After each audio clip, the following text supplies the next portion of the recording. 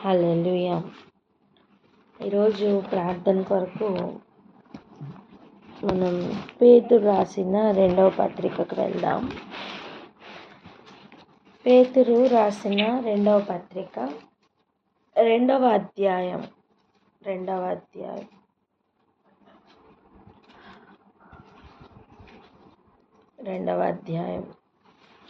చూడండి, ఇక్కడ మనం చూస్తున్న విషయాలు ఏంటి అంటే, పాతాళంలో దేవునికి ఉన్న కొన్ని కంపార్ట్మెంట్స్ ఉన్నాయి.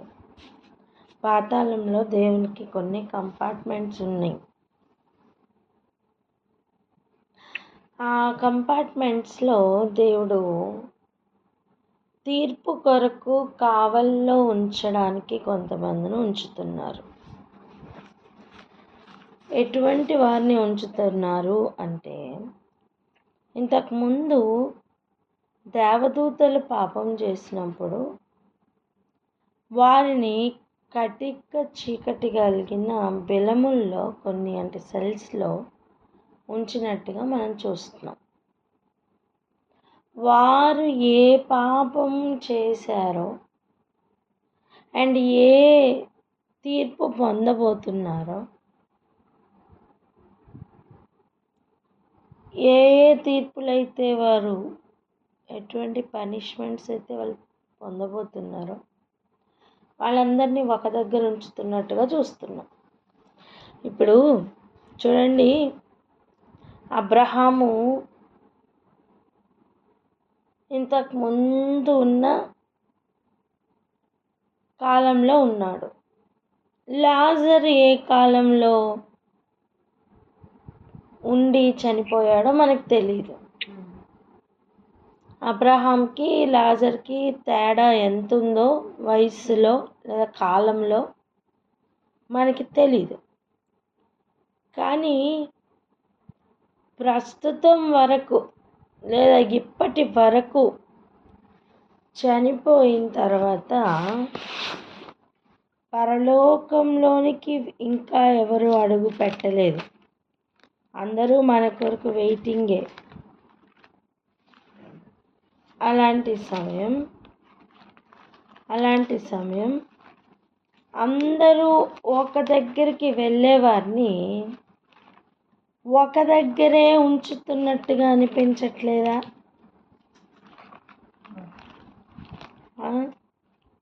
అంటే ఎవరెవరు ఎక్కడెక్కడికి డెస్టినేషన్ ఉన్నారో వారందరినీ ఒక దగ్గర చేరుస్తున్నట్టుగా కనిపిస్తుంది.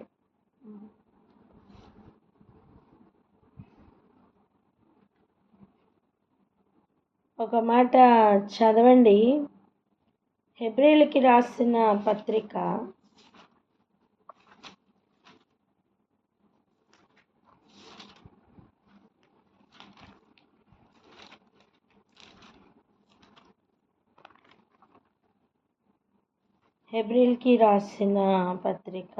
12వ అధ్యాయం మొదటి వచనం ఒకసారి చదువుదాం. హెబ్రీయులకు రాసిన పత్రిక 12:1.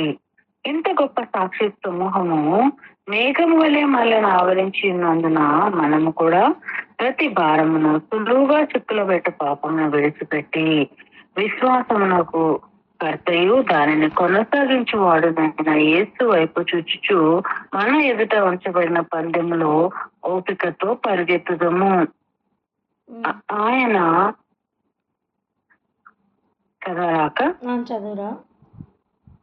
తన ఎదుట ఉంచబడిన ఆనందము కొరకై అవమానమును నిర్లక్ష్యపెట్టి సిలువను సహించి దేవుని సింహాసనం యొక్క కుడి పార్శ్వమున ఆసీనుడై ఉన్నాడు.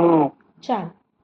ఇప్పుడు చూడండి, ఇంత గొప్ప సాక్షి సమూహం అని చెప్తున్నప్పుడు ఎవరు ఆ సాక్షులుగా ఉన్నారు, ఎవరు ఆ సమూహం, ఎవరు ఆ గుంపు అంటే, మనం 11వ అధ్యాయంకి వచ్చినప్పుడు అక్కడ చాలామంది అంటే అబ్రహాం మొదలుకొని ఎంతోమందిని గురించిన సాక్షి సమూహాన్ని అక్కడ రాస్తున్నారు. హెబ్రీ పత్రిక 11వ అధ్యాయం 17వ వచనం నుండి ఇదే అధ్యాయం 40వ వచనం వరకు ఎన్ని విధాలుగా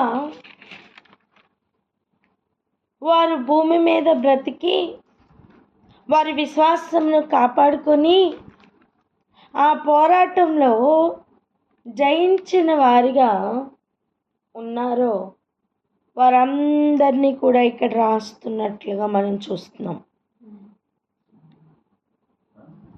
ఇప్పుడు వీళ్ళందరినీ కూడా ఒక దగ్గర పోగు పెడుతున్నారు, ఒక దగ్గర పోగు చేస్తున్నారు.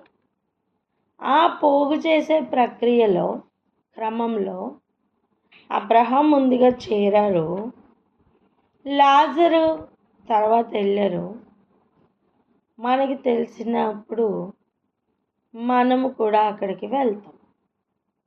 నిజానికి ఆ చెర మరి అక్కడ లేదు కదా అనిపించవచ్చు. అది ఎక్కడుందో అక్కడికి దేవుడు చేరుస్తారు, కానీ ఆ గుంపు దగ్గరికే చేరుస్తారు. ఒకసారి అటువంటి వారు ఎవరెవరో కొంచెం చూద్దాం. చూడండి, ర్యాండమ్గా చదవండి. 11వ అధ్యాయం 17వ వచనం ఒకసారి చదవండి.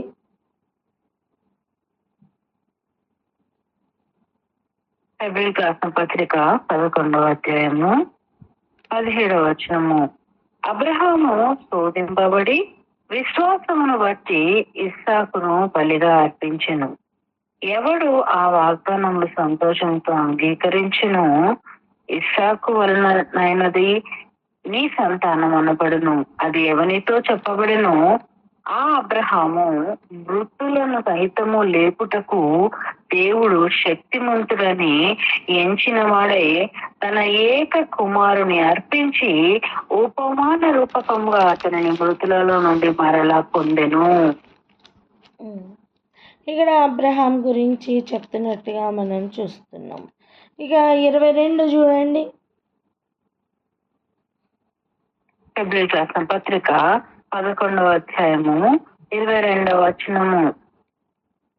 యోసేపు తనకు అవసాన కాలము సమీపించినప్పుడు విశ్వాసమును బట్టి ఇశ్రాయేలు కుమారుల నిర్గమమును గూర్చి ప్రశంసించి తన శల్యములను గూర్చి వారికి ఆజ్ఞాపించెను.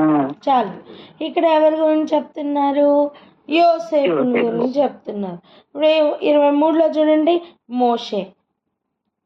మోషే గురించి చెప్తున్నారు. ఆ తర్వాత అలా కిందకు వద్దాం. విశ్వాసమును బట్టి నడిచిన వారిని గురించి చెప్తున్నారు. ఒకసారి చూడండి 29వ వచనం. విశ్వాసమును బట్టి వారు పోరాడి నేల మీద నడిచినట్లు ఎర్ర సముద్రంలో బడి నడిచిపోయిరి. ఎవరి గురించి? మొత్తం ఇశ్రాయేలీల గురించి చెప్తున్నారు. అదేవిధంగా అలా కిందకు వద్దాం. 31 చూడండి. 31 విశ్వాసమును బట్టి రాహాబు అనే వేశ్య గురించి చెప్తున్నారు. రాహాబు అనే వేశ్య గురించి అక్కడ చెప్తున్నారు. అవిధేయులతో పాటు నశింపకపోయిను అంటే ఈమె వేరే కేటగిరీలోకి వచ్చినట్టుగా మనకు అర్థమవుతుంది. ఇప్పుడు 32లోనికి రండి. అక్కడ ఎవరున్నారు? ఇకను ఏమి చెప్పుదును, గిద్యోను, బారాకు, సంసోను, యెఫ్తా, దావీదు, సమూయేలు అని వాళ్ళందరి గురించి చెప్తున్నారే. ఇంకా చూడండి, ప్రవక్తలను గూర్చి వివరించుటకు సమయం చాలదు. హల్లెలూయా. ఇంకొంచెం ముఖ్యమైన మాటను మనం చూడాలి. ఈ 35వ వచనం కొంచెం చదవండి. 35 హెబ్రీయులకు రాసిన పత్రిక 11:35. స్త్రీలు మృతులైన తమ వారిని పునరుత్థానం వలన మరల పొందిరి. కొందరైతే మరి శ్రేష్టమైన పునరుత్థానం పొందకోరి విడుదల పొందనులక యాతన పెట్టబడిరి. ఇక్కడ ఒక లెవెల్ ఆఫ్ ఫెయిత్ కనిపిస్తుంది. మృతులైన వారిని తిరిగి పొందుకున్న అనుభవం కనిపిస్తుంది. అసలు మాకు మరలా ఇంకా టైం మాకు భూమి మీద అక్కర్లేదు, మేము పొందబోతున్నది మాకు కావాలి అని చెప్పి యాతన పెట్టబడడానికి అంగీకరించిన వారిని కూడా మనం చూస్తున్నాం. ఇన్ని రకాలుగా ప్రతి ఒక్కరి గురించి రాయించారే.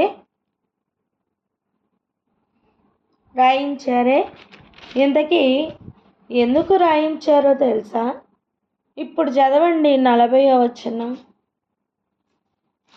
హెబ్రీయులకు రాసిన పత్రిక 11:40. వారైనా కలిసి ఉండక 39:40. వీరందరూ తమ విశ్వాసము ద్వారా సాక్ష్యం పొందిన వారైనను మనము లేకుండా సంపూర్ణులు కాకుండా నిమిత్తము దేవుడు మన కొరకు మరి శ్రేష్టమైన దానిని ముందుగా సిద్ధపరచను కనుక వీరు వాగ్దాన ఫలము అనుభవింపలేదు. స్తోత్రం. ఇది ఎటువంటిది చెప్పనా? ఈ వచనం అర్థం చేసుకోవడానికి ఒక ఎగ్జాంపుల్ వినండి. మనం అందరం కలిసి ఒక దూరదేశం వెళ్తున్నాం. మనం అందరం ఒక్కొక్క పట్టణంలో ఉన్నాం కదా. మనందరికీ ఫ్లైట్ ఢిల్లీలో ఉందనుకుందాం. మనందరికీ ఫ్లైట్ ఢిల్లీలో ఉంది. ఇప్పుడు చూడండి, ఇక్కడ చేరి ఉన్న మనం ఒక్కొక్కరం ఏ ఊర్ల నుంచి యాడ్ అయ్యాం? విజయవాడ నుంచి, హైదరాబాద్ నుంచి, ఇంకా కాకినాడ నుంచి, ఇంకా పట్టణాల పేర్లు చెప్పండి అమ్మా. రాజమండ్రి, బాపట్ల, ఇలా అనేక ఊర్ల నుంచి, పట్టణాల నుంచి మనం కలిసాం కదా. ఇప్పుడు మనం అందరము కలిసి ఇప్పుడు ఢిల్లీ వెళ్ళాలి. అందరం ఒకే టైంకి చేరుతామా? చేరం. ఢిల్లీలో ఫ్లైట్ ఫర్ ఎగ్జాంపుల్ వారం రోజుల్లో ఉందనుకోండి. మనమందరం కూడా మన ప్రదేశాల నుండి ఉన్న ట్రాన్స్పోర్ట్ని బట్టి ఈ వారం రోజుల లోపల పోయి చేరుతాం.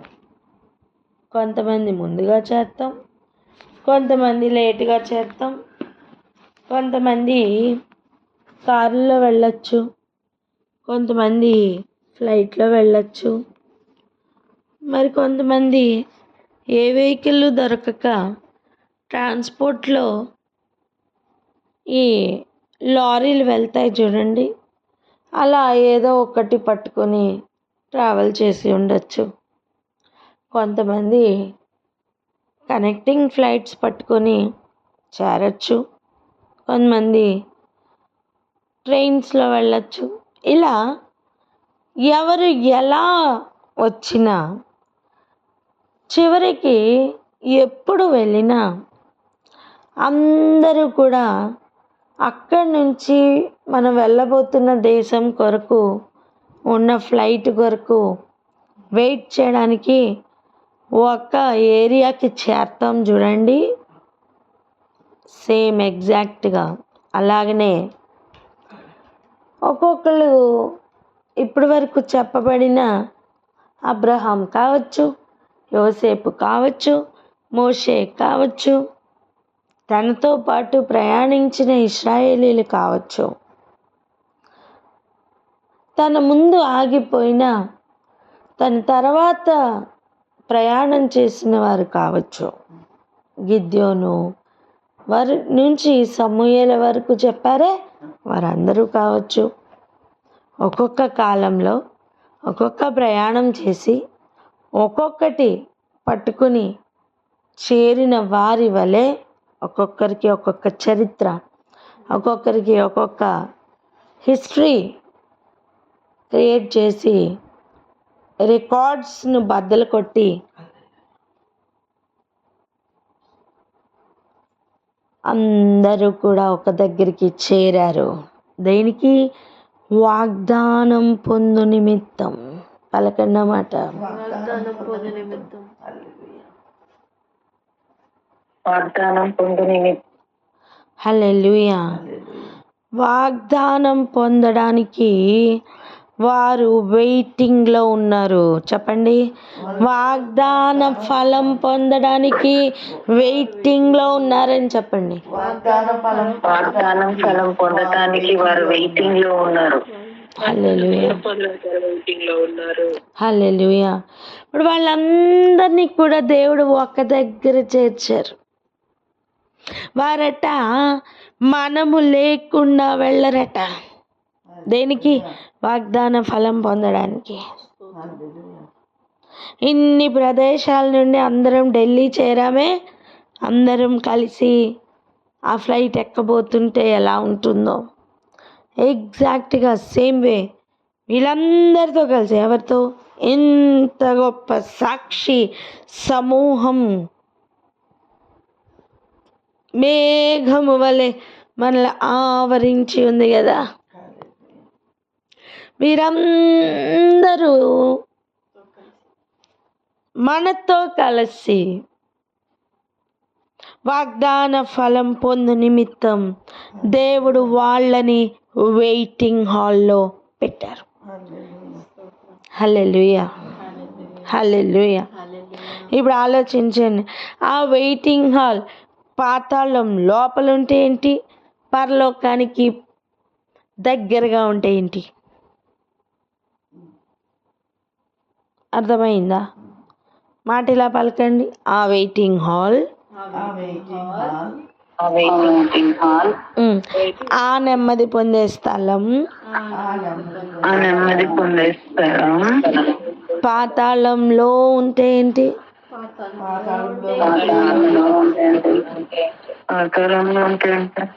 పరలోకపు ద్వారం దగ్గర ఉంటే ఏంటి?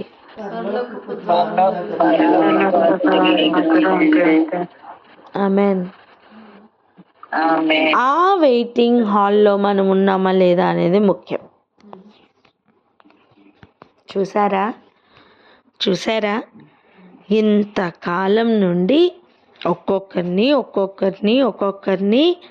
దేవుడు తన సంకల్పం ద్వారా ఒక్కొక్కరి జీవితాన్ని మలుచుతూ గడుపుతూ నిర్ణయించిన వారిని అందరినీ కూడా, ఏర్పాటులో ఉన్న వారిని అందరినీ కూడా దేవుడు ఒక దగ్గర చేరుస్తున్నారు.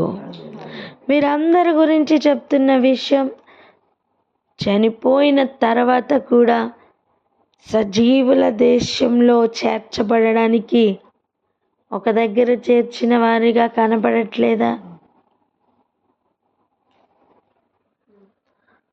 మరి అలాగే తీర్పు కొరకు వేదన పొందుతున్న స్థలం ఉంది. తీర్పు కొరకు కటిక చీకటి కలిగిన స్థలములు కూడా ఉన్నాయి. ఎలాగైతే వీరందరూ వాగ్దాన ఫలం ఏకముగా పొందడానికి సిద్ధంగా ఉన్నారో, అలాగే తీర్పు పొందడానికి కూడా ఒకే కేటగిరీ పీపుల్ని ఒకే దగ్గర చేరుస్తున్న దేవుడు. ఎంతమందికి అర్థమవుతుంది ఇప్పుడు చెప్పండి?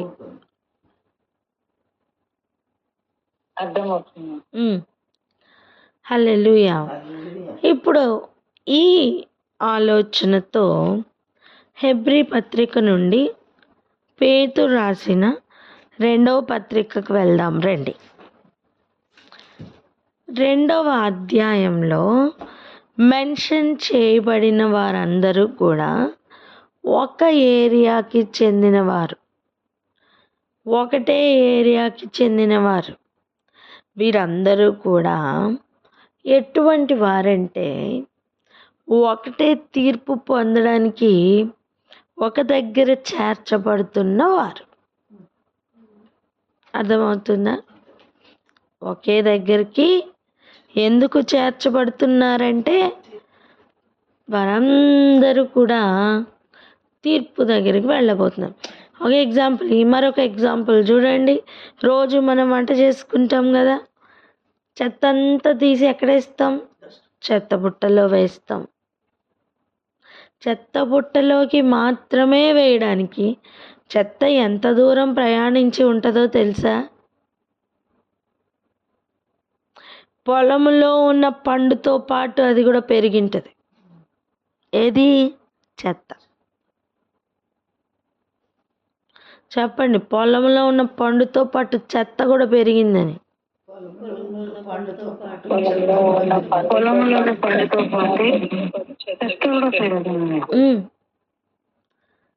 పొలంలో ఉన్న కాయలతో పాటు మనం డస్ట్బిన్లో ఏదైతే వేరు చేసి వేస్తున్నామో అవి అన్నిటితో కలిపేనండి పెరిగింది. కానీ రైట్ టైం వచ్చినప్పుడు కేటగిరీస్ ప్రకారం దానికి అది సపరేట్ అవుతున్నాయి. మనం చేస్తున్నాం. మనం రెసిపీ తయారు చేయడానికి అన్నిటినీ ఒక దగ్గర చేరుస్తాం. ఆ రెసిపీ తయారు చేయడం కోసం కట్ చేసేటప్పుడే తొక్కల్ని, పిక్కల్ని ఏమేమి వద్దో వాటన్నిటినీ కూడా చెత్తలోనికి పంపించడానికి సపరేట్ చేస్తాం చూసారా? సెగ్రిగేట్ చేసి అన్నీ పోగు చేస్తాం చూసారా? దేనికి పోగు చేస్తాం? ఎందుకండి అన్నీ ఒక దగ్గర పోగు చేస్తాం? ఇవన్నీ కూడా అయితే డిస్కార్డ్ చేయడానికి లేదా వాడుకోవడానికి. ఎగ్జాక్ట్గా ఆయన కూడా అదే పని చేయబోతున్నారు. ఆయనకి పనికొచ్చేవన్నీ కూడా గట్టి గింజల్ని కొట్లల్లో వేస్తారు. ఆయన పనికిరాని పొట్టుని అగ్నిలో పడవేస్తానని చెప్పారు. చేపలన్నిటినీ కూడా దరికి చేర్చి సపరేట్ చేసి మంచి చేపలన్నిటినీ కూడా ఆయన దగ్గర ఉంచుకొని మిగిలిన వాటన్నిటినీ కూడా చీకట్లో పడేస్తారని, లేదా అక్కడ పండ్లు కొరుకుట ఉంటుందని, ఏడ్పును పండ్లు కొరుకుట ఉంటుందని చెప్పలేదా? ఎవ్రీ ఏరియాలో ఒక సపరేషన్ కనిపిస్తుంది. ఎవ్రీ ఏరియాలో, ఎవ్రీ ఉపమానంలో ఒక దగ్గర పోగు చేస్తున్నట్టుగా కనిపిస్తుంది. మనం అందులో ఒక పోగును చూసాం, ఒక గుంపును చూసాం. అబ్రహాంతో కలిసి ఉన్న ఒక పోగు. మరి హెబ్రీ పత్రికలో లాజర్ పేరు రాయిలా అంటే వ్రాయని పేర్లు ఇంకెన్ని ఉన్నాయో. హల్లెలూయా. మెన్షన్ చేసిన వారు ఒక్క పేర్లే ఉంటాయా? కాదు. జీవగ్రంథంలో మెన్షన్ చేసిన ప్రతి ఒక్కరి పేరు అక్కడ ఉంటారు. వారందరూ ఆ పోగులో ఉంటారు, ఆ సమూహంలో ఉంటారు, ఆ సాక్షి సమూహంలో ఉంటారు. ఆమేన్.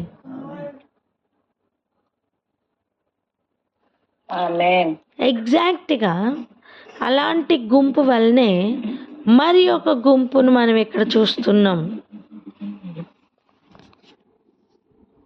ఎగ్జాక్ట్గా అదే గుంపులాగా మరి ఒక గుంపును మనం ఇక్కడ చూస్తున్నాం. ఈ పేతురు రాసిన ఈ 2వ పత్రికలో ఉన్న గుంపు వీరందరూ ఎవరు అంటే వీరు కూడా గుంపుగానే ఒక దగ్గర చేర్చబడుతున్నారు. ఆయా కాలములను బట్టి, ఆయా ప్రవర్తనను బట్టి, ఆయా ఉద్దేశములను బట్టి వారందరూ కూడా ఒక్క గుంపుగా చేర్చబడుతున్నారు. కారణం ఏంటో తెలుసా? ఒకే తీర్పు కొరకు వారు రెడీగా ఉన్నారు గనుక. ఒకటే రకమైన తీర్పు వారందరూ పొందబోతున్నారు. వాగ్దాన ఫలం పొందుతున్న వారందరూ ఎలాగైతే ఉన్నారో వీరు కూడా తీర్పు ఒకే రకమైన తీర్పు పొందడానికి ఒకే గుంపుగా చేర్చబడుతున్నారు. అర్థమవుతుందా?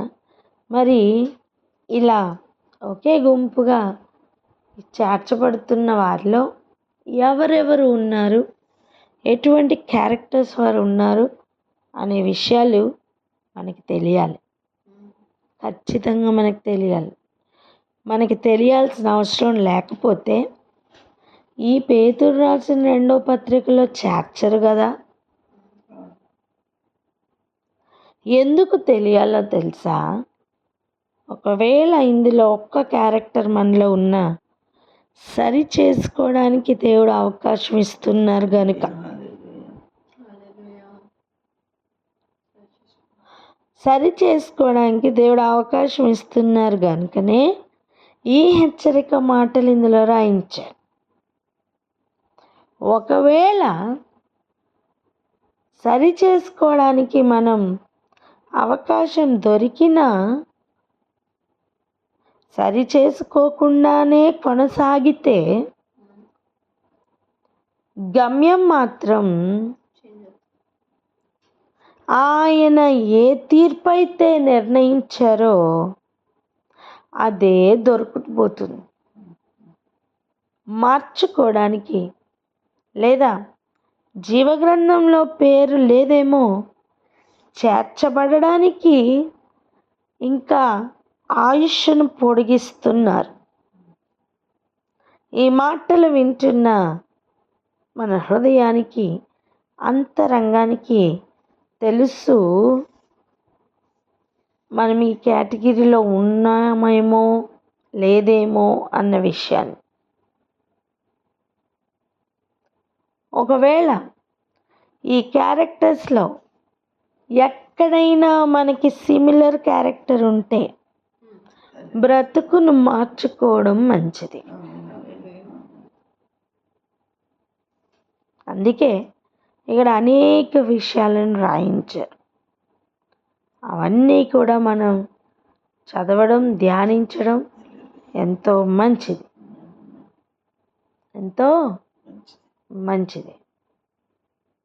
ఇప్పుడు చదవండి, పేతురు రాసిన 2వ పత్రిక 2వ అధ్యాయం 22వ వచనం.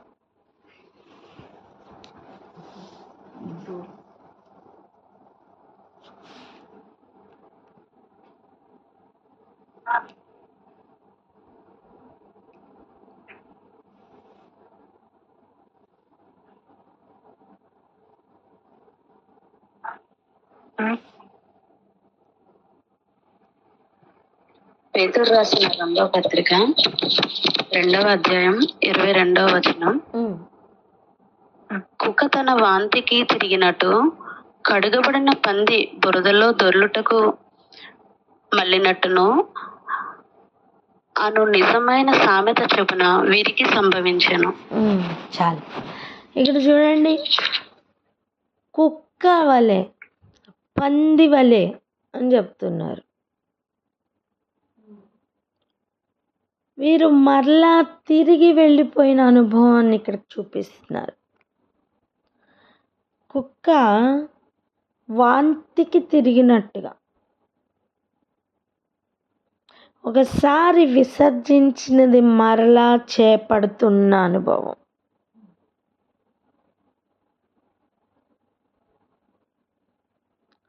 పంది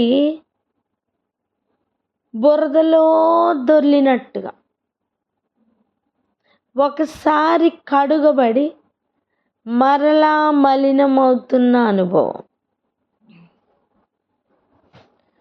ఈ 2 అనుభవాలు ఉన్న వ్యక్తులు ఒక దగ్గర చేర్చబడుతున్నట్టుగా చూస్తున్నాం.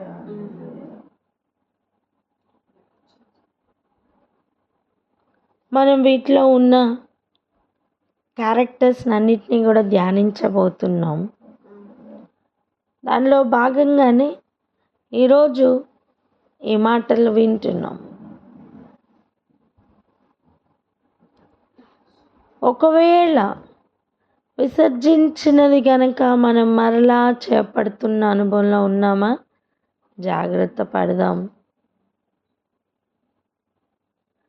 కడగబడి మరలా బురద అంటించుకుంటున్న అనుభవంలో ఉన్నామా? ఈరోజు జాగ్రత్త పడదాం. కృప ఉగ్రతగా మారక ముందే మనం మారదాం. మరలా చెప్తున్నా, దేవుడు అనుగ్రహిస్తున్న కృప ఉగ్రతగా మారిన తర్వాత మనం ఏం చేయలేము. కనుక సమయం ఉన్నప్పుడే మారదాం. అందుకే ప్రార్థన చేసుకుందాం అక్క. హల్లెలూయా. థాంక్స్.